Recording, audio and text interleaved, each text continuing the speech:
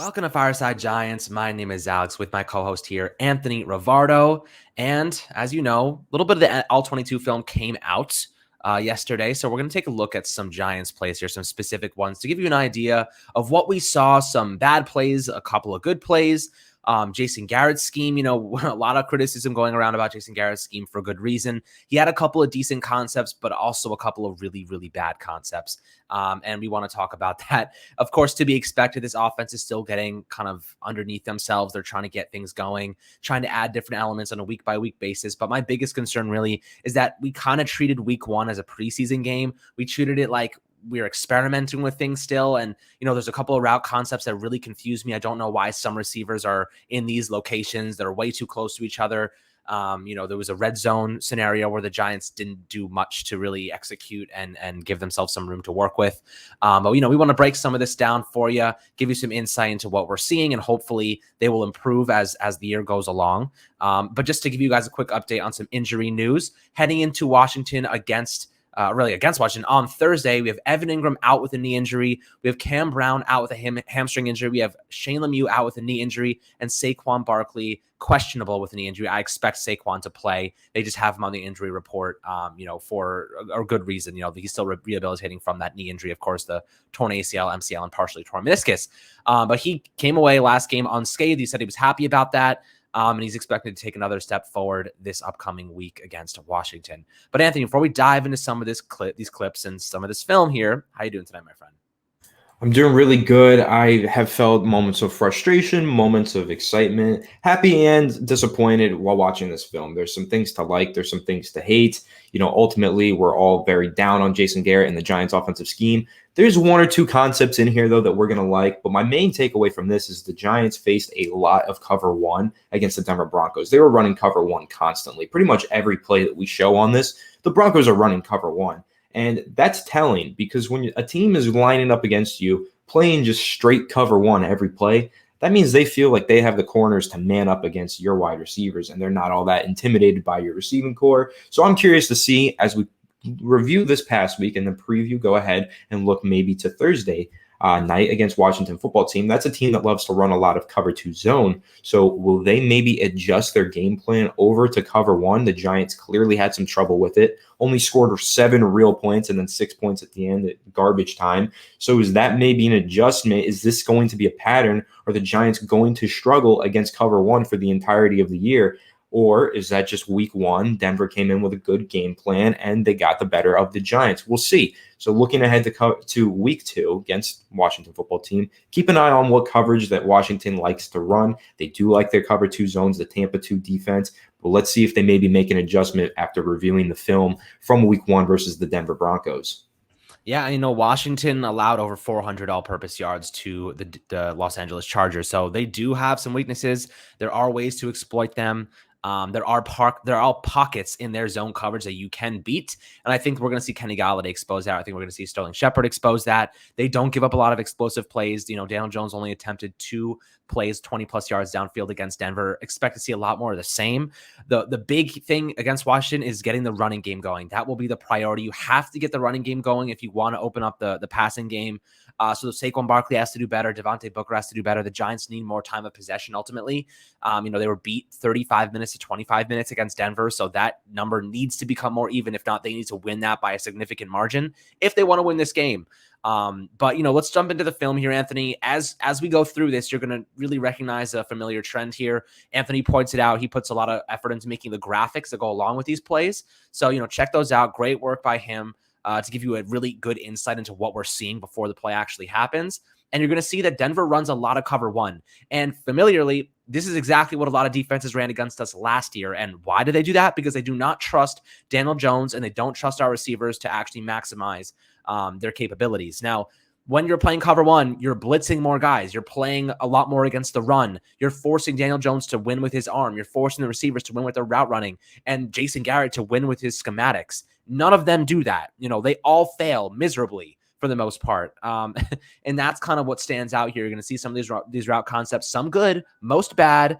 But for the most part, Jason Garrett here didn't do enough to expose cover one. And the saddest part is they knew they were running it the entire game. It's so obvious just based on the looks they were giving them, and they still didn't really manage to execute properly, Anthony. But I'll give you the first shot here at explaining kind of what we're seeing on this little screen to Saquon Barkley and what they were kind of trying to do here. Yeah, actually, I don't think this is the screen to Saquon Barkley. This is going to be the deep shot to Darius Slayton on the what's it called, on the free play. So basically what you're seeing here is actually disguised coverage. This is a cover one robber. Robber being that the free safety, or actually the strong safety in this situation, is going to jump down into the middle of the box, the middle of the field, and play that middle zone. So that's the robber in this situation. The deep safety is going to play the deep third, or actually the deep middle, I mean. And so this is what that's going to do for the Giants, basically, knowing that this is man coverage. They know this is man coverage because they had Saquon Barkley out wide. Then they shifted him into the backfield. So you can read this and say this is either cover two man, or it's going to be a disguised cover two into a cover one. So pre-snap, it looks like cover two, but post-snap, you're going to see, Daniel Jones is going to watch that deep safety to the left side. He sees him drop, and then he takes a quick look over to the right side, sees that there's no deep safety on that side, so he knows that it's one-on-one coverage on the sideline, which you're always going to get in cover one man. Cover one man is always going to have single coverage on the outside. So that's the perfect time to take some shots downfield. Jones recognizes this. It's a free play, so he knows he can take a shot. Slayton recognized that it was a free play, so he just went vertical, and they connected on a beautiful pass. But that's really the schematics of what went down there. The Giants knew it was a free play, so I didn't really feel like drawing out their offensive play because I don't know what it was meant to be, but all I know is that Daniel Jones and Darius Slayton were on the same page. It was a free play, so just run forward against single coverage, and I'm going to throw you the ball, and maybe you can even draw pass interference, whatever. But what happened defensively here, breakdown from the defensive line, they jump off sides, of course. That's ultimately what made this play possible. But when you look at the schematics of it, they had single coverage at the top of the screen and at the bottom of the screen on both sidelines due to it being a cover one. So really Jones could have picked his poison on this, though the safety was cheating to the left side. So he made the perfect decision here. He looks over, reads it post-snap, notices that it was a disguised coverage pre-snap, then makes the read, makes the throw. Perfect throw, big gain for 42 yards to Darius Slayton. You know, and I wish they did more of this on plays that weren't drawn offsides, right? I wish they saw, okay, you know, you have a safety. Let's eye him to the left. You see that other safety, you see the other free safety drop down into the box here and cover that zone. Why don't they do this more when there's not an offsides? Like, you know, he notices this, he looks the safety off at first, and then he launches a pass downfield. Let your receiver make plays, right? This is what the Giants need to be doing. And it's kind of sad to me that like it took an offsides to finally let Daniel Jones in. You know what? It's become a trend that I've noticed that whenever there's an offsides, whenever Daniel Jones has the free will to go off script, he does phenomenally well, right? He always finds a way to get the ball downfield. He takes a shot. He has a couple back shoulder throws, and I'd love the Giants to get more involved in the back shoulder game with Sterling Shepard, and even Kenny Galladay now with that big wingspan. Yes. But, you know, this deep ball, you know, we've been saying, and everyone's been saying, Daniel Jones has a fantastic deep ball. He put it on display right here. This is on the money. This is an absolute rope. And it curves right into the path of Darius Slayton. Couldn't have put it in a better spot. And I think for the most part, this is now, you know, we're looking at a Daniel Jones that I think is actually better when he's not being robotically controlled by Jason Garrett with his little remote control on the sideline. Off script, Daniel Jones is better than the Daniel Jones that Jason Garrett is forcing him to be, which is this one read kind of, you know, I don't even know what it is, like robot one read guy that like doesn't really get through his progression properly, a system quarterback. And I think Daniel Jones actually is better with a little bit more creativity built into the scheme and having the ability to like, okay, like react. And I think a problem with that was he gave up a lot of fumbles because they gave him a little bit too much leeway at times, but I'd rather have him be throwing interceptions, trying to make plays than being sacked, being fumbled, or this West Coast style dink and dunk. You know, like I was just saying to Anthony before the podcast, you look at Justin Herbert, right? He got a couple interceptions against Washington last week, but he was making throws. Like he was trying to make things happen, you know, fit the ball into tight spaces, use his arm talent to his advantage. Daniel Jones doesn't have that leeway to like make those throws and feel confident in his arm. They try to control everything he does. And I think that kind of fights against his instinctual kind of sense of being a quarterback. And it seems like he's really being controlled like a robot. And I don't like that. I wish that they would give him a little bit more creativity, take those shots downfield, let Darius Slayton run under them. They don't always need to be open. You know, you can throw receivers open. That's the majority of what happens in the NFL. You're throwing to a pocket. You're throwing to this section. Jason Garrett is very reliant on the timing and receivers getting to a specific spot in a specific time. I wish they would give Dan Jones a little bit more time to just be like, sling the ball downfield, let your guys get after it, give your guy a chance. We're going to talk about in a bit a play that I think, would have been a perfect scenario to do that with Kenny Golladay in man coverage. They could have ran him on a streak. We'll talk about that in a little bit. But for the most part, love this play, love the off-script nature of Daniel Jones. And I think this was the highlight. I wish they would have done more of this in this game specifically. Yeah, I mean, they should just be taking more shots versus single coverage looks, cover 3, cover 1. In a play like this, you should be trying to attack the sidelines and get these one-on-one coverage looks and throw it against single coverage instead of throwing it to zones or throwing it to double coverages. So that's what I'll say there. The second thing that I'll point out, though, before we move on real quickly, just take a look at the offensive tackles on this play. The ball has been snapped. You can see Nick Gates is upright in his stance and ready to pass protect. Take a look at Andrew Thomas. Look at where he is. He has the most depth out of anybody. He should, because he's the left tackle. And you can say that Nate Solder arguably has the least depth out of anybody. He hasn't even gotten out of his stance. It's almost like he doesn't even know the ball was snapped. So that's super concerning. That's a theme that you're going to see, a trend that you're going to see throughout these clips. I have another clip that's going to break it down a little bit better, but this is a preview for that. Andrew Thomas has actually done a really good job getting out of his stance, and so this is very good pass protection on his part. But as you can see, Von Miller did start to penetrate around the edge on that play due to a really crappy kick step by Nate Solder. This next play, let's take a look. So this is going to be the out route to Saquon Barkley. And what you're going to see here again is a cover 1 zone or cover 1 man with a high safety zone. And on this one, you're actually going to see that linebacker technically playing man coverage on the quarterback. He's playing a QB spy. So basically, when you have man coverage against an empty set, it's very easy for the quarterback, and they did this later on in the game with the quarterback draw on 4th down, to kind of just run right up the middle and gain some yardage because all of the cornerbacks' backs are to the football. So that's the reason for that QB spy. But what you're going to see on the bottom, I put a little bracket there because what's happening is those two cornerbacks are playing together. So they're kind of playing a switch coverage. It's man coverage, and originally one might be guarding that receiver and the other one might be guarding that receiver. But once the ball is snapped, they kind of stacked on top of each other, so they have to switch really quickly. And the design of the Giants' play on offense here is going to be to get Saquon Barkley on the left sideline on an out route, hit him, and let him turn upfield with nobody in front of him. That's the design, and basically how you do that is confusing those two cornerbacks into making a mistake. Unfortunately for the Giants, these are two really good cornerbacks. The Broncos have a great defense, and the communication here is perfect, and the coverage here is perfect. If they shut this play down, those two cornerbacks do it all themselves, and basically you're going to see this man switch onto Saquon and pretty much shut him down. It was perfect coverage. Sometimes, this is a good play design versus the cover 1. It's actually not a good play design, but versus a cover 1, this should win. But because the coverage is so good here from the Broncos, it doesn't win, and that's fair enough. Sometimes defenses just make better plays than the offenses, and that's pretty much all that you're going to see on this play as Saquon Barkley runs this quick out route and gets no separation. And it's not his fault. It was just great coverage by the secondary. Yeah, and of course, Nate Solder over here, being the turnstile of the day.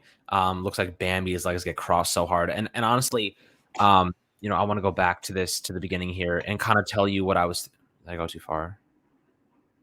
No, okay, we're here. So what I was saying before, and with Kenny Golladay, and I would like to see, the concepts of the Giants change. You have man coverage right here, right? You brought in Kenny Golladay to be this big 6'4" man coverage beating receiver. Throw it up high, let him make a play. Let's attack these cornerbacks. And Jason Garrett's concepts don't really match that, or at least not yet. Maybe they're just not using him in that way just yet. They want to kind of use him as a decoy, and they're really holding back from, letting him exercise his qualities. But what I would like to see in the future is two things here. I love this play design. I hate the routes that both of them run. That's really what I'm trying to get at here. So alternatively, I would love Saquon Barkley here, who's in man coverage, to go right across the line of scrimmage and run a drag here to kind of run this flanker route. I want him to run right across the line of scrimmage. We saw this exact play with Devontae Booker in the preseason. Daniel Jones completely missed him, and he was wide open. It would have been like a 30-yard gain at least. It was an easy play for him, and he completely whiffed. This is what I've liked to see Saquon Barkley do, is simply just run right across the face of the line of scrimmage here. And while all those receivers are clearing out on the opposite side of the field, drawing up a ton of space for him to work with and blocking after that reception is made, that is what I would like to see. Look at all the space that kind of opens up in the middle here. If he drags this across, Sterling Shepard blocks in the slot, one of our best blocking receivers here. Let Saquon make a play and try and, gain some yardage through the middle there on the opposite side of the field. That's one way I would see the Giants attacking this. The other way that I would see them attacking this is look at this. So right now you have Saquon in motion, and right here you see like he looks like he's going to be running flanker across the line of scrimmage. But Kenny Golladay here, they have no deep safety, right? The only safety is on the other hash of the field. So they clearly don't respect Kenny Golladay. They don't respect Daniel Jones. They don't respect Saquon because they're just manning up across the board here. What I would like to see happen here is for Kenny Golladay to run straight, just vertical route right up the seam. There's no safety help over top. Run absolutely straight right through these two cornerbacks. They're flat-footed. There's no way they're going to be able to turn and catch him on a dime there. Daniel Jones loft this ball up right over the head and give him a chance to make a play with that 6'4" foot frame. Like that's what they brought him in to do, be this physical possession receiver, make big plays like that. But instead they run this route that like Saquon's doing this little quick out over here, and they end up in the same exact area, right? So like here, this is disgusting. Like Kenny Golladay should be running straight up the seam here. Like, I know Daniel Jones is already being sacked right now, but like just for future reference, I would love to see Kenny Golladay just run a streak route here, right out, just a 9 route. There's no safety help, but instead they run this weird like, I don't know, combo thing where they end up in the same space, and it really just doesn't make any sense to me. It looks like a secondary route because the play broke down. But for the most part, like those are the things I would have liked to see. I just didn't really like these route concepts, but I actually like the play design. So hopefully they see that and maybe adjust accordingly in the future. Yeah, I actually think that this play, I don't really dislike it as much as Alex does because, in my opinion, this is killed by Daniel Jones himself. I understand he's being pressured from the right side, but any veteran quarterback is going to do the right thing here. You have this one read, this out route. It's right near the sideline. Even if you're being pressured, throw it 10 feet over the running back's head, and it's going to go out of bounds, and you're not going to get called for grounding because you're just throwing the ball away with a receiver in the vicinity. A veteran quarterback does that. Daniel Jones doesn't do that, but this is why he's just not that good. He has to throw the ball away here. You know that you're going to get sacked. You know that you had one read. It wasn't open. So throw it away. Don't take this sack. Just throw it over Saquon's head out of bounds, and then you live to see another down. That's what he should have done. That's what he didn't do. And ultimately, that's what killed the play. This should have been a very quick play to process, make the read, make the throw. If it's not there, make the throw anyway. Just put it to where no one can catch it. And that is ultimately what he did not do and why this play turned into a sack. But this is actually on Daniel Jones. He should throw this ball right out of bounds and just live to see another down. He's close to the left sideline. He's outside of the pocket. He's outside of the hash. He's in the pocket, but he's outside of the left hash. So he can easily make this throw here. He slides. He's about to throw it. He doesn't throw it. All he had to do was just launch that thing out of bounds, and the Giants would live to see another down. But now we're going to get into probably the best play of the game for the Giants. Not probably, absolutely the best play of the game for the New York Giants. This is the Sterling Shepard touchdown. This is a phenomenal play. This is actually a really good route concept by Jason Garrett. We need to see more of this in the playbook, but we don't see enough. Once again, you're going to see 5 times. Run this exact play 5 times. They could have because they got this exact same coverage look 100 times, right? They got this coverage look so many times, and they just didn't take advantage of it properly. So what you're going to see is, again, like we mentioned, another cover 1 man defense with the QB spy. So basically, you've got the 2 receivers on the left side, and you have 1 receiver isolated on the right side. What Jason Garrett runs here is a really nice over-under concept. So it's basically a low-high read. So you're going to have the 2 receivers on the left side running the overs. You have a deep crosser from Slayton in the slot, and you have your ex-receiver, Kenny Golladay, running the deep post. What this does is it clears out that strong safety on the right side. Everyone else is playing man coverage. That safety is playing 1 deep zone, and he's going to have to cheat, or he's going to have to stay on that left side that he's on the right side of the offense because of the 2 over routes coming over. He has to respect that, and he can't give them the lane over top. So what this means is it's a one-on-one Patrick Surtain versus Sterling Shepard, and he's playing about 7 yards off of him. So all Sterling Shepard has to do is be a little bit faster than Patrick Surtain, which he is, and run his shallow crosser, actually medium deep crosser across the formation, and he's going to be wide open here. And it's a really good play design because, like I mentioned, those 2 deep over routes clear out that safety. So it means the entire left side of the field, as you can see, I put a green box around it, unguarded. There's no one in that area. All it is Sterling Shepard getting to that spot, getting open by beating his man and getting wide open for a touchdown. On the right side, you see the orange box. That's because that's the whole area of the field that the safety is able to guard. And that's where those 2 deep crossers are going to go, to that area of the field to hold him in that spot so he doesn't follow Sterling Shepard. Sterling Shepard gets wide open on the under route. and Daniel Jones does stay in the pocket, you're going to see phenomenal pass protection and an easy throw and a first down and ultimately a touchdown. It's really interesting to me that, this playbook is in our playbook, right? It's a cover one beater because you're really forcing all those guys in man coverage to clear out so you can open up that section of the field.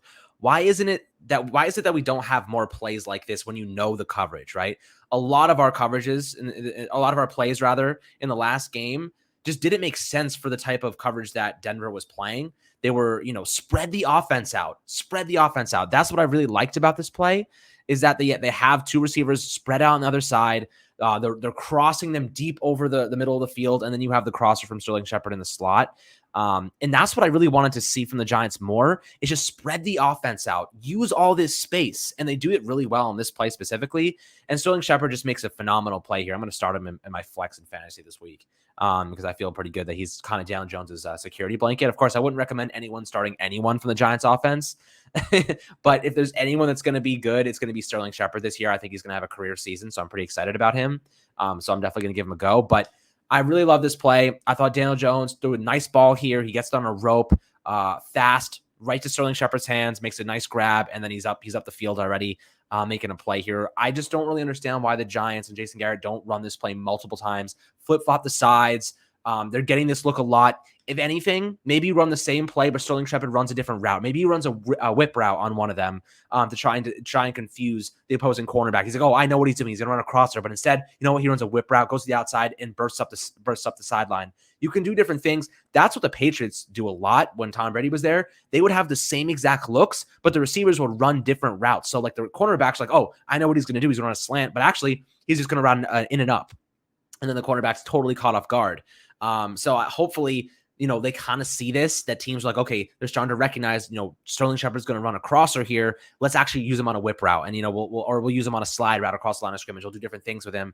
And I think that would be a tremendous benefit for the Giants to really get, use the formations that are working, especially against cover one or whatever coverages are being played against you. Use the same formations, but use different route concepts in those formations because it really confuses the defense. It seemed like they had no problem matching up man for man on our receivers because they kind of knew the routes they were already going to be running. This is the one play that stood out to me. I thought this was tremendous. But we need more of it. You can't do this once a game. You got to be doing this 7-8 times a game. And, not all of them are going to result in touchdowns, but you need big chunk plays. You need 30-yard route plays. You need a couple of them per game to really get into opponent territories, even if you're going to get a field goal. You can't be dinking and dunking. You can't be doing these short route concepts. I love this specific play design. And I think we need more of it.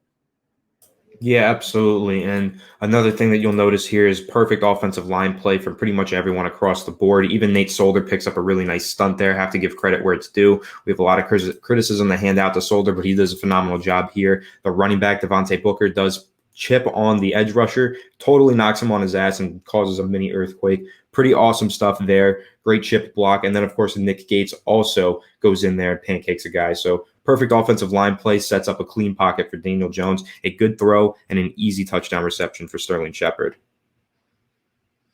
And now this next play, let me see. I've got to be reminded what this is. Okay, so what we're going to see here again, what coverage do you think we're going to see? We're going to see cover one. And this play, you're actually going to see a 6-man rush. So again, this is disguised as a cover 2-man. This is what it looks like, right? You see that deep safety playing over there, looking like he's going to play the deep zone. In reality, he's playing man coverage on Sterling Shepard, and I'm pretty sure Daniel Jones recognized this pre-snap because this slot cornerback is actually, you see this white line that I put there on the slot cornerback to Sterling Shepard. He's trying to disguise that he's playing man on Sterling Shepard, when in reality, he's blitzing and trying to get after the quarterback. So this is a 6-man rush. Daniel Jones tells Saquon Barkley, stay in the backfield and block. Saquon does a phenomenal job in pass protection here. You're going to notice that on the second camera angle. Forgot to put the line, but that linebacker right in the middle is also blitzing up the middle. So you're going to see that. And basically, this deep safety that's playing man on Sterling Shepard is just way too deep. There's no way that he can actually play man on this. The Giants with this bunch formation here did a phenomenal job getting Shepard to just kind of sneak underneath towards the right sideline. Jones gets the ball out quick, easy throw, perfect play call for this coverage, perfect play design. And again, Denver got toasted here running this cover one. They ran it all game. They had some good success with it, but on this play, it really shows the weaknesses of a cover one and how if you just have a really good play design, you can beat a cover one pretty damn easily. And the Giants really should have had no problem beating that cover one all game, but the play designs just weren't there for the majority of it. So I'll let this play run through. You'll see exactly there's a lot of blitzing here, but that deep safety is actually playing man, and he just can't get there. They ran a perfect route concept, and Sterling Shepard gets wide open for a nice gain and an easy first down. Yeah, another play here that's it's another cover one beater. You're really forcing these man coverage guys to stick with their man. And for the most part, this is another play that Jason Garrett impressed me with. He really knows how to use Sterling Shepard specifically.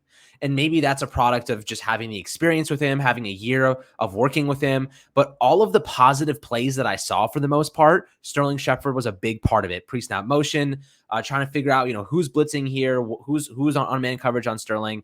I think they do a good job, getting him into space and letting him make plays. And that's why I think like the experience that Jason Garrett has with Sterling Shepard is gonna return a nice dividend for him this year. I think he's gonna have a career year simply based on the fact that of anybody on this offense, Shepard has the most experience in the scheme. He has the most chemistry with Daniel Jones. All these guys are new. Like look across. The only other guy that really has chemistry with Daniel Jones is Darius Slayton, and he's just not good enough of a route runner to make the most of that chemistry. He's really just a go route, comeback route type of guy. He occasionally gets a nice slant, but Sterling Shepard can run it all. He can run the whip, he can run the out, can run the in, can run the dig, can run the dagger. He can run the 9, but he's not the fastest guy. He has great hands. He's great on the crossers and the drags and slides. So I really think that you can do so much with him. He's going to be Daniel Jones's focal point, Jason Garrett's focal point until Kenny Golladay kind of comes around and really starts to, find his way into the scheme. But for the most part, love this play. Love how they're moving Sterling Shepard around. And I think you're going to see a big benefit from that. But Anthony, talk about this again, because again, Nate Solder, I don't know if he's like in slow motion or something, or he's living in another dimension where time is half the speed, but he is out of his stance so late. It's tremendously concerning. Yeah, so basically what you're going to see here, I do add some graphics so you guys can really understand it and see it. As soon as this ball is snapped, you'll see it snapped right now. Look at how quickly Andrew Thomas fires out of his stance. He's already in position, and he's already put himself in a perfect spot to defend this edge rusher. Nate Solder looks like the ball hasn't even been snapped yet. He's not even close to coming out of his stance. Andrew Thomas has already taken a step on his kick slide. He's already gone and started to gain some depth on the pocket.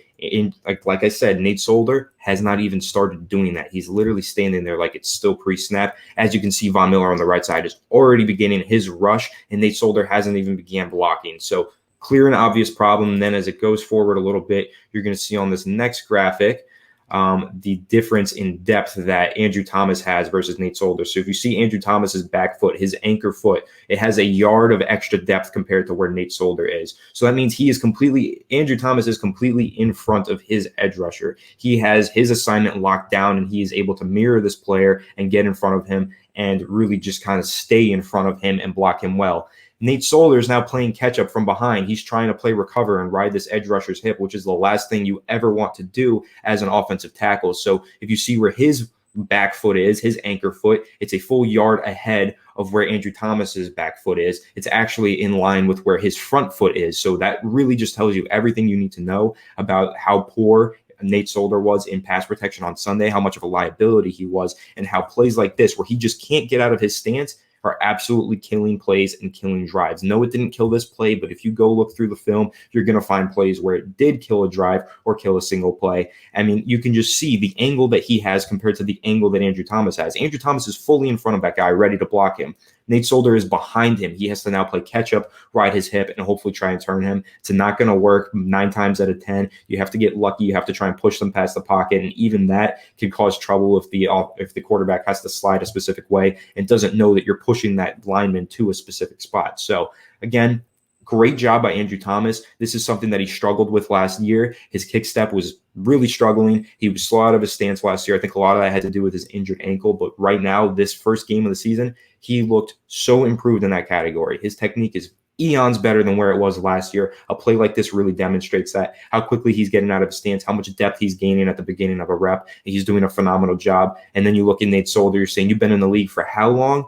This is not acceptable. This is horrible. And Nate Solder really on this play is just doing a very poor job. And if this continues, I mean, the Giants should go with Matt Parrott. That's my take on it. They need to put Matt Parrott in there. There is just nothing acceptable about this from Nate Solder. And of course, I think a lot of this has to do with the fact that Nate Solder is a left tackle. I don't think he's used to driving back with his right foot, so he's slow out of his stance. He's not gaining the depth that he needs, and ultimately that's what's damning him on plays like this. He's not gaining the depth. He's not used to using his right leg as his drive leg backwards, and that's why he's not gaining enough depth, and that's why Von Miller kind of had a field day. Yeah, and I love this graphic because it really, really gives you a good idea of how far Andrew Thomas has come. That's what I really want to point out. I know we can look at the negatives for Nate Solder all day long, but Andrew Thomas looks like the 4th overall pick from last year. You know what I mean? He looks like he's finally getting the grasp of how to be a good tackle in the NFL level. He's out of his stance quickly. He has his hands up and ready. He's looking at the pass rusher's eyes to really see what's going on, what his move is going to be, and he's reacting very, very nicely. He's anticipating all of these different things that the pass rushers are going to do. Now, what I will say is Denver did not have their best pass rushers on the field against Andrew Thomas. Of course, Bradley Chubb was out. We're going to see if this translates to Chase Young this week. We're going to see if it translates to Montez Sweat. We'll see how they use him. But I imagine Chase Young will primarily be the guy he's going up against. This is going to be the real challenge for him. Last week, Chase Young was completely dominated by Rashawn Slater. Dominated. Didn't even stand a chance against Rashawn Slater. On the other side of the line, Montez Sweat was an absolute hound, a beast, a fiend. And Nate Solder is going to have his work cut out for him. In fact, I would much rather prefer to see Matt Peart on the field instead of Nate Solder this upcoming week. And you can't convince me otherwise. Nate Solder looks so slow. He does not look like he's ready for this. I'd rather have Matt Peart out there and really learning and developing and growing instead of watching Nate Solder, who's going to be gone next year anyway, continue to suck at right tackle. So that's kind of how I feel, Anthony, but let's move on. I know Andrew Thomas looks awesome here and really great job on the graphics too. Why, thank you very much, Alex. Let's go ahead and move on to this next play. I hope everybody watching this and viewing this on YouTube is appreciative of those graphics, and hopefully you guys find them helpful because I do think they add an extra layer that most film breakdowns don't. So let's take a look now from this angle. Again, this is the play where the Giants are facing another cover one man defense, another cover one man coverage from the Broncos. Again, they ran that all game long. In this one, the Giants are backed up within their own 5-yard line. This is after Logan Ryan forced that super clutch fumble. The Giants are going to run a play here that, yes, I hate, yes, Alex hates. But if you actually take a second look at it, there was a man wide open across the middle of the field. But because of the situation here, you're lined up at the 5-yard line, you're backed up into your own end zone. You can't go through your progressions on a play like this, especially not with the blocking scheme and the play that they ran here. This, from top to bottom, was a failure by Jason Garrett, in my opinion. This is not the type of play you want to run. And if you're in this 23 personnel, there's 3 tight ends and two running backs, I believe, a fullback and a running back. Or no, there's 2 tight ends, so it's 22 personnel. Or is that a jumbo tight end there? Is this 23? I can't see it right now, but this is a very heavy personnel package. The Giants should just run the football here. Instead, what they do, they run this stupid play where they throw to the flat to Eli Penny with a man in coverage on him, a very fast linebacker who's much faster than Eli Penny. You should know before this play begins that this isn't going to work. Daniel Jones should have killed this at the line of scrimmage and just ran the ball up the middle, because what happens here, they throw the ball, it goes incomplete. That stops the clock. The Denver Broncos get the ball back, and they actually get points out of this. So let's watch this play through, and you guys are going to see Sterling Shepard on the bottom of your screen actually does come wide open across the middle. So right there, Daniel Jones makes the throw to Eli Penny. Look at the middle of the field. Shepard does not have a man on him. His man is 23, who is actually 6 yards behind him, trailing, because this was a good play design on that side of the field. You have a guy that far off of you. It's the same thing that they did when they scored the touchdown with Shepard. Run that crosser across the middle of the field when that cornerback is that far off of you, and he's not going to be able to recover and get to you. So you have this window of opportunity, but no, Jones cannot get through to that window of opportunity because, as you can see, the pressure is in his face. He's in the end zone. He doesn't have time to go through his reads, so he just tries to get it off to Eli Penny, but that should never be your first and only option on a play. A flat route to Eli Penny off of play action in the back of your end zone. Come on, Jason Garrett. This is just a stupid play call. This doesn't make sense to me. And again, if you were to just run a different play, call a different play with the same design where Sterling Shepard just drags across the middle of the field or runs that shallow crosser against this cover one, you get that first down every single time. Spread it out. As Alex mentioned, spread this out, spread them. Let's run that crosser and get that first down. Instead, they do this stupid jumbo package. They're trying to set up Eli Penny with a play. I don't understand it. They should have just ran the ball and wasted some time off the clock. In another world, the Giants are in shotgun right here. They have Kadarius Toney spread out wide, and they run an out and up, and they just loft this up and make a play. They're playing cover one, right? Loft this up, let him use that quick twitch ability on a speed out, let that cornerback bite, and then just have him turn up field, right? You're in man coverage. Let him make a play. You know what I mean? That's in another universe. I think the Giants use a shotgun here. They bunch this formation, but they split out Kadarius Toney out wide, and they just let him run that out and up and see what happens. Because you got to take shots in the NFL.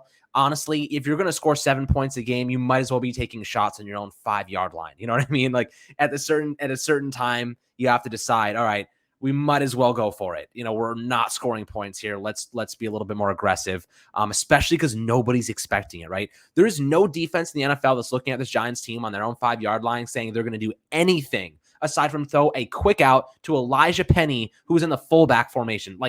Like please, you know, just please. It's ridiculous. So in another universe, maybe we see something a little bit more creative here. We see them actually take a shot in cover one. I mean, look at this. If you have Darius Slayton, where Sterling Shepard is right now, why not just run a 9 and just toss this thing up? We saw Derek Carr do it like 6 times when they were playing cover 1 and cover 0 against Baltimore, you know, on Monday night. All they were doing was just playing that man coverage, and he was just like, screw it. He would let his fastest receivers run straight, and he would just throw the thing up as high as he could and as far as he could throw. Why not just try something like this? I mean, they have no help over top. You have your fastest guy, Darius Slayton, who's capable of burning both of these corners. Why not just give it a shot at some point in the future? You know, obviously, if you're backed up in your own end zone, might not want to do that. Want to be a little bit more conservative. But they were playing this formation all game. This is not like they were doing it any different at the 50-yard line compared to when they were on the 5-yard line. So why not take more shots? Why not give your receivers a chance? Why not have Daniel Jones use that deep ball accuracy that we all know and love? Because Jason Garrett is stuck in 2004 running Norv Turner's offense in Dallas. That is why. And that's kind of how I feel about it at this point. You know, you look at these formations, you look at it and you say, there's ways to beat this, right? There's ways to take advantage of coverage, of man coverage with no safety help. But the Giants just don't do it. Instead, they do this. They run a play action quick out to Elijah Penny. In what world is this winning football? In what world if you're going to do this, you might as well just run the football. Like Anthony said, you might as well just run the football 3 times and punt. You know what I mean? If you're going to do some dumb shit like this, because this is what really pisses me off. A quick out to Elijah Penny's your best play backed up in your own end zone. And then the next play after that's the same exact thing, but to Kyle Rudolph, and who literally looked awful all game. You might as well give Caden Smith a couple reps as a receiver. It doesn't make any sense to me. And this was never even, like Anthony mentions, that Sterling Shepard's open on this drag. But the reality is this was never supposed to go to Sterling Shepard ever. You know what I mean? This was a 1-read throw to Elijah freaking Penny. Elijah Penny was the 1 read. That's it. Not Kenny Golladay, not Sterling Shepard, but Elijah Penny. That is what concerns me. Absolutely. I don't understand the justification for making Eli Penny the only viable receiver on this play. I think that's pretty dumb. Again, like I said, I think they should have just ran the ball and killed some clock here. Denver did get it back and got a nice couple of points out of it. So on this next play, we're going to look at a running play. We haven't looked at too many of those. I don't think we've actually looked at any of those yet. So we're going to see Saquon Barkley. This is a play where he does pick up a first down. I believe this is 3rd and 2 to gain. So they're going to run a trap running play here. So you're going to see the left guard pull over to the right side. That's called a trap block.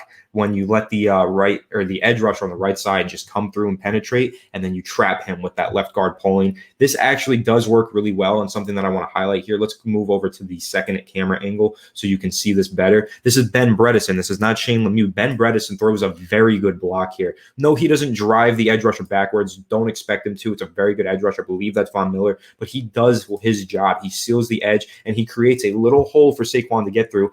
They only need 2 yards, so he does his job there. Saquon Barkley gets the 2 yards and then some because he keeps pushing the pile. Knee looks good there. Playing team football, everybody's pushing that pile, trying to get that first down. But yeah, what you're going to see here on this play design, you're going to let the edge rusher come through, and then that trap block is going to get him here. Don't say that he should have picked that left hole because this is a designed run to go to the right hole. That's where it was supposed to go. Saquon Barkley did the right thing, but I do know that some people are going to say he could have bounced this outside for a potential home run. I think Alex is going to get into that in just a second here, but I'm just going to say for this down and distance, 3rd and 2, Saquon Barkley did the right thing here. This was one of my biggest pet peeves with Saquon in his first and second seasons, is that he never hit the hole to get the first down. He would always go searching for the home run. I wasn't too crazy about that playing style because there were a lot of times where you would have a play like this, first down's in front of you if you just push forward, then he tries to bounce it outside, loses 2 yards, kills a drive. That can happen. On this play, he does the right thing. He follows his blocking. The scheme told him to go one way. He went that way. Good block by Ben Bredeson. Think we're going to see him a lot. Actually, he should be starting on Thursday night with Shane Lemieux now out. We're not sure if maybe Nick Gates moves to left guard. I doubt it. Ben Bredeson played pretty well, especially on a play like this. So good play by him. We can feel a little bit more comfortable going into Thursday night knowing Ben Bredeson is going to see the field once again. But now I'll hand it over to Alex. I think he wants to have a little talk about Saquon Barkley and his explosiveness and unwillingness to bounce this one outside. So I will say this. It's 3rd and short. Very much makes sense to hit the hole and get inside here. But what I will say is we saw a lot of Saquon doing exactly this on 1st and 2nd down against Denver. You know, a lot of inside zone runs, a lot of hitting small holes that resulted in 1-2 yard gains. If you didn't know this, Next Gen Stats actually coined Saquon the least effective running back in week 1 out of any starting running back in the league. So keep that in mind. But at the same time, going to give Saquon the benefit of the doubt. He's coming back from the knee injury. He doesn't want to bounce it outside. He's a little nervous, a little bit in his head. Totally respectful of that, and I totally sympathize with him not maybe feeling a little bit uneasy about going and bouncing it outside, which is how he got injured in the first place, trying to do a little bit too much. But I will say this: the Giants didn't score on this drive anyway. You know what I mean? I think it was 4 now on the opponent's 5-yard line. They ended up throwing a quick out to like Kenny Golladay, and Daniel Jones overshot it. So even though they converted this first down, they still didn't score. Which is why you're really needing Saquon to have these home run runs. Like, even if he gets stopped a couple times, he's offering more with those 1 or 2 home runs per game than the Giants are anyway, driving down the field and trying to score because they can't score in the red zone. They're one of the worst offenses in the red zone I think I've ever seen in my life. And we've seen a lot of them. For the most part, I think this is a smart play. I think, running it on 3rd and 2, 3rd and 1, getting the first down definitely makes sense. But in the future, on the 1st and 2nd downs where Saquon's hitting the inside zone and he's not bouncing it outside, there are a lot of opportunities for him that there's one defender out there where he can beat that guy. Use this stiff arm. We know he can do it. Use that quick twitch ability. He's one of the best guys in the open field in the NFL. Very hard to stop when you're one-on-one with him in the open field. I'd like to see him bounce it out in the future and try to make plays in that fashion, because that's where he made his money. He is a glorified scat back. Saquon Barkley is not a power runner. I would like them to do a little bit more outside zone runs, maybe 50% outside zone, 50% inside zone. Reserve the inside zone for short yardage situations, 1st and 2nd downs. Get him outside, allow him to pick his hole, or really power on the outside. Have a pulling guard, trap those guys, let him bounce it outside. There's so many things they can do to give him some more time and space. The problem is he's not the type of runner that's going to hit that hole and drag guys 3 or 4 yards. He's not Derrick Henry. He's not Ezekiel Elliott. The way that I've seen Jason Garrett use him so far, which is a very small sample size given the injuries, the way that we've seen Jason Garrett use him is very much how they used Ezekiel Elliott back in the day. A very powerful runner, running right up the gut, grinding out yards. The problem is the Giants don't have the offensive line to create holes in the inside zone like that and get to the second level appropriately. They need to give Saquon Barkley, look at the weak side of this field.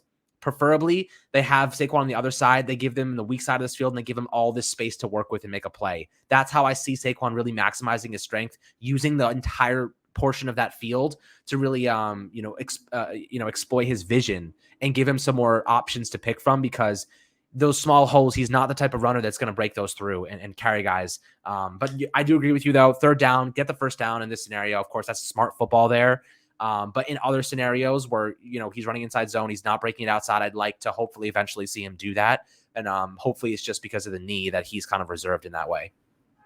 So what you're going to see on this play is a Tampa 2 defense. A thing that indicates that this is a Tampa 2 defense, you'll see post snap here. Blake Martinez is going to run backwards and get into that middle read zone. So he's playing the Tampa 2. And then you'll see the outside cornerbacks also playing shallow zones, which also indicates this was a Tampa 2. A lot of people debated that on Twitter, said that this wasn't a Tampa 2, but that's why it is. What you're going to see here is KJ Hamler is going to get wide open in the back of the end zone, or in the front of the end zone, the back end of the defense here, because it's a blown coverage. Xavier McKinney is the man who makes the mistake on this play. You're going to see as the play begins, the Broncos run a really nice play action. So let's see. Let's watch it through. Watch how hard Xavier McKinney bites on that play action. He is now 10 yards out of position at least. He should be way deeper than this. He should be playing his deep half. He's not. He bites on that play action. And you can see Adoree Jackson notice that Xavier McKinney is not playing his zone properly. So he turns it upfield. He's supposed to be playing that shallow zone, but he has to go try and play recovery defense here because Xavier McKinney was completely out of position.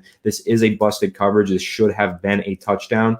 You see that right there. Xavier McKinney is completely out of position, leaves a complete liability, huge weak zone in the middle of the field. And you can see also on the left side of the defense, Logan Ryan is being sucked to that side by the other receiver on the formation. So you're going to watch KJ Hamler get wide open deep, drop this pass, should have been a touchdown. But the reason this happened, basically, inexperience. Xavier McKinney's a young player, made a really costly mistake here, and he's lucky that the Broncos didn't get a touchdown out of it. Yeah, and you know what I will say? I don't really get why Xavier McKinney bites on this. It was to the other side of the field. If anything, Logan Ryan is responsible for stepping up in the run. You know, it doesn't really make sense to me. Sorry, I got it. That Xavier McKinney bites on this. I will say Adoree Jackson on that bum ankle makes some pretty damn good ground up. Like, look at him right here. He's getting, I mean, he's like, yo, where are you, Xavier? Like, what are you doing? He's like, what are you even looking at? There's nobody there. And he puts on the afterburners. He's really far behind. And by the time this ball gets to right about there, he's in there. Like he's on KJ Hamler. Pretty impressive makeup speed by Adoree Jackson. That's why the Giants like him so much, because he can catch up to those speedy guys. I know KJ Hamler just dropped this football, but you know that added little bit of pressure might have thrown him off and saw the body come flying in. So a nice play by Darius Jackson to help out his young safety. But I just don't really get it, Anthony, if you're looking at this. Why does Xavier McKinney jump on this in the first place? You know, you see, let's go back. They sold the fake really hard, honestly. I don't completely blame him. It's just a rookie mistake.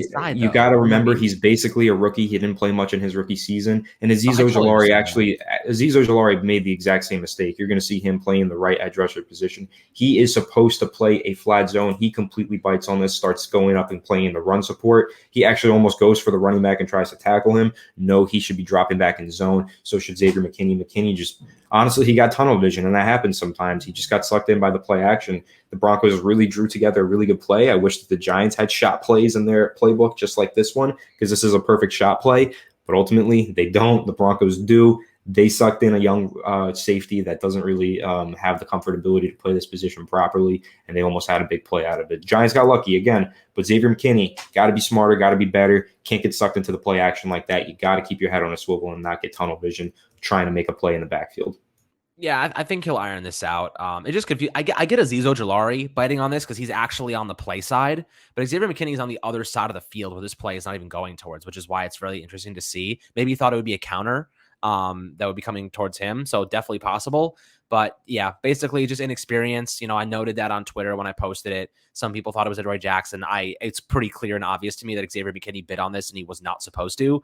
That's why the Giants have those outside linebackers there in the first place to secure the edge. And if he does see that, burst out, he can run up and make that play. But I mean, give it credit to Broncos, man. Pat Shurmur drew up a revenge game against us, and he beat the crap out of our defense. He really did a good job taking advantage of our young pieces. He attacked over and over again guys like Xavier McKinney. He attacked Adoree Jackson's weak ankle. He attacked Azeez Ojulari's side in the running game. He did a really nice job. Though he tried to attack Darnay Holmes a lot, and Darnay Holmes stepped up and actually had a pretty damn good game. Pat Shurmur drew up ways to attack weak points in our defense. The problem is, when you look at Denver's side of the defense, they don't really have that many weak points.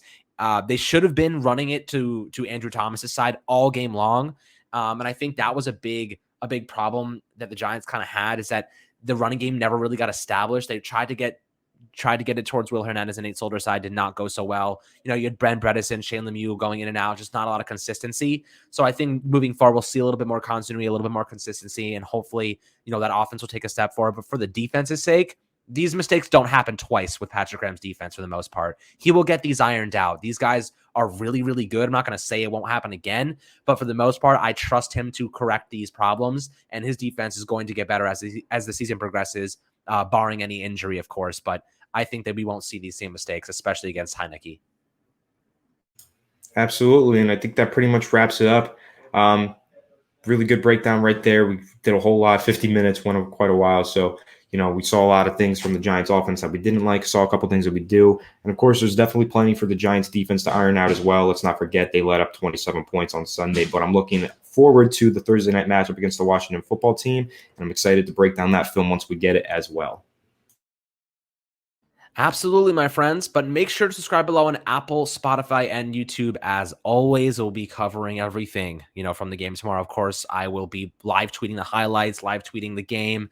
We got you guys covered. We're going to do a live stream tomorrow before the game and then an instant reaction afterwards. So make sure to keep tuned for those things, constant news, constant information. We're going to be covering stuff all year long, of course. So make sure to subscribe. We're going to have tons of content. You won't want to miss any of it. Make sure to have a fantastic Wednesday. Sleep well tonight. It's going to be a long day tomorrow. Hopefully it's a good one. We walk away with a win, and Daniel Jones extends that winning streak against Washington to 5 games. So guys, have an awesome day. We'll catch you guys on the next New York Giants video.